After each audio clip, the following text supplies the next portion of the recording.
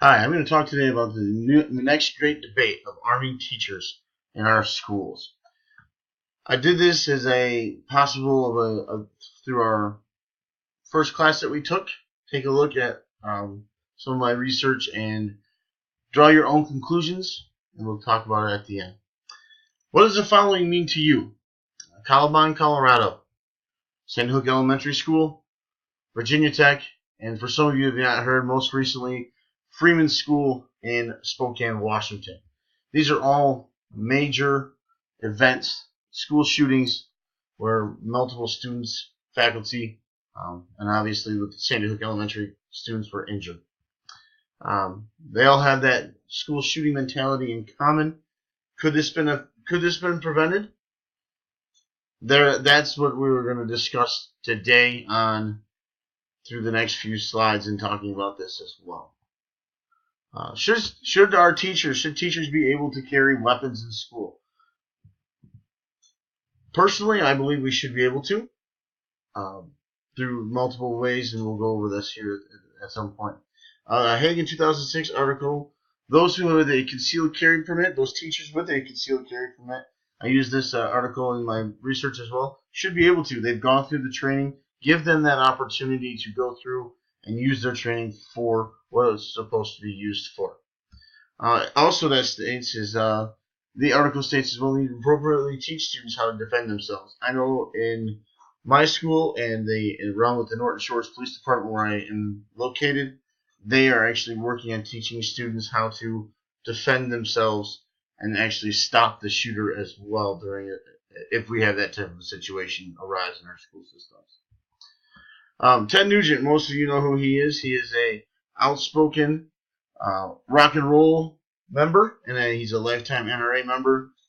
Some people like him, some people don't, but he has some interesting thoughts on this whole situation.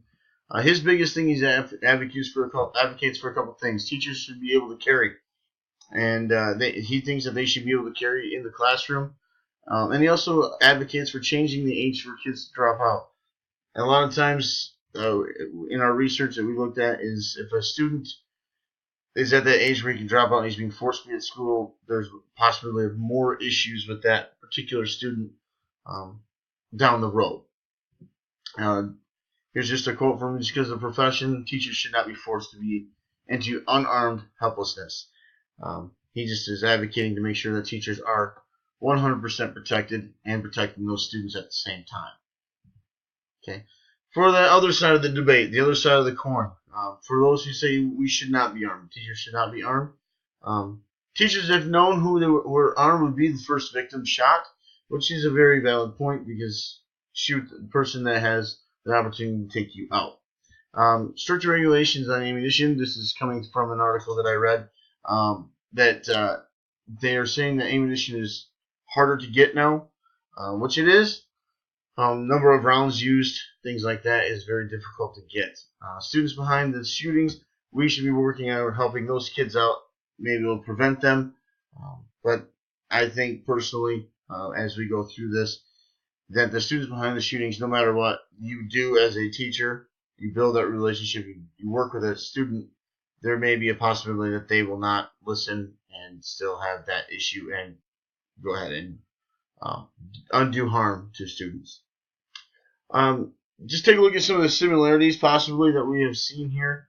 Arming teachers debate. This is a great article I saw. They compare and contrast teachers to pilots. They looked at pilots as post 9/11, where after September 11th, the pilots were allowed to carry their pistols, and now they still are allowed to have weapons on hand in the actual aircraft while they're flying to protect anybody if that situation does arise again where somebody's trying to hijack the plane. One of the great debates with great questions is, what if it gets in the wrong hands? What if a student gets your weapon? I know when I posted this in the past, what if a 6-year-old or a 3-year-old, a 4-year-old, 5-year-old gets your weapon? There's a lot of technology out there that can stop this from happening. Again, that is something that we can look in. If you are one that wants to do this, that you can look into doing for yourself. And this also article talked about is this a school that we have education going on, or is this a prison where teachers are going to be more like corrections officers throughout the day, where they're just there to keep the peace, not really do our jobs as teachers and teach students, and if there's a situation arises, we have to deal with it. Most of us have to do that anyways, but still. Here's an interesting thing that I did find is a bill in Florida from a few years ago, right after the Sandy Hook tragedies. It talks about Army teachers. This again, it's Army teachers debate. It's a dangerous concept from Sue Carlton. She talked about this. Florida bill looking into Army teachers. They're talking about administrators being able to say, okay, this person, and this person are allowed to carry in the school, but only they would know, another faculty member would know that that person is carrying the weapon, and not who says it's actually on their person, things like that. There were still a lot of things that they had to work through with that Florida bill. And again, it was introduced after the Sandy Hook, kind of a knee-jerk reaction, trying to figure something out and make it work. All right. What I decided to do here as well is I looked at my personal school where I teach. I teach at a private Christian school in Muskegon. I wanted to get the flavor of what my colleagues thought on this subject. So this is a graph, and I have some quotes and things like that you'll be able to see as well. As you can see, it's a resounding no. They think that Army teachers is not a good thing, not a good idea. I did have a couple teachers come up to me that did not take the actual survey, tell me that they do agree with me. So the yeses are about 20%, 80%, 80-20, yes to no. No to yes, excuse me. Again, I only had 12 out of approximately 30 fill out the Google Form survey. Handful of yeses, 2 to 3, maybe 4, and then a lot of no's, emphatic no's. So here's some of the quotes. For Army teachers is one of our senior teachers. We call him Senior Brooke. He's our Spanish teacher. His quote is, one of those, not all teachers should be armed, but only a few that go through specific training and certification process. Obviously, restrictions should be applied to them. And obviously, myself, with it, I said that feel that Army teachers, some would, with the training, it would stop a lot of the school violence that's going on in the country.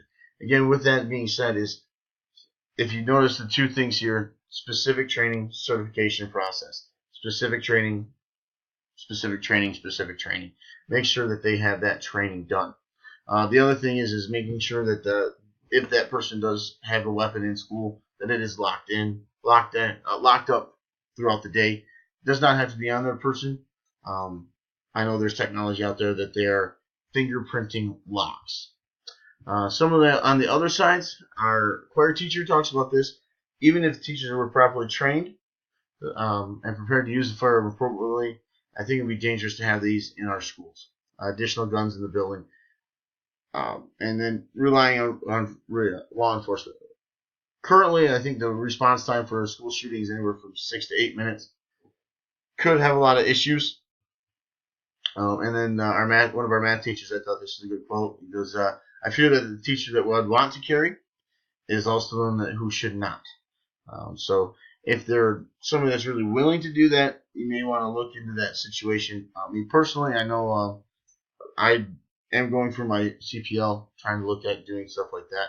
I think it'd be a great idea for those to have concealed carry in that option. Some of the final thoughts. Personally, I think teachers should be allowed to carry with a permit only. If they've gone through the CPL training, done everything they're supposed to do, they have that training, they should be able to carry. Again, have their weapon locked, loaded, unloaded, their choice, ready to go if it needs to have that situation arises. Teachers carry, he or she is responsible for keeping their weapon safe in the classroom. Again, there's multiple ways of doing this through safes, locking up your office if it's in your office, and you don't need to be telling students either that you have a weapon in your room or that there's weapons in the school. That is another thing that we need to discuss. Non-lethal force. This is something that was brought up here as well. Is what about tasers? Those you still have to go through a CPL class in order to carry one. this is another viable option to where if the shooter is around, you can use a taser instead of an actual pistol to end that threat. Proper training from law enforcement is definitely needed. We need to be working with law enforcement as teachers on multiple things. This should just be another way of getting them involved in this process as well. Again, safety aspects of keeping our students safe should be our first and foremost, no matter what the cost. If it's buying a safe for a teacher to carry a pistol, or if it's, for me in my industrial arts world, buying a piece of equipment that's safer than any other piece of equipment out there, I want to spend that money to make sure my students are safe. I don't know your thoughts on that. Again, this is something that you need to make a conscious decision on before any time that you want to make that decision. Just some of the references that I used. Just take a look at these yourself. Take a look, read the articles, and go make your decision on your own. All right. Thank you.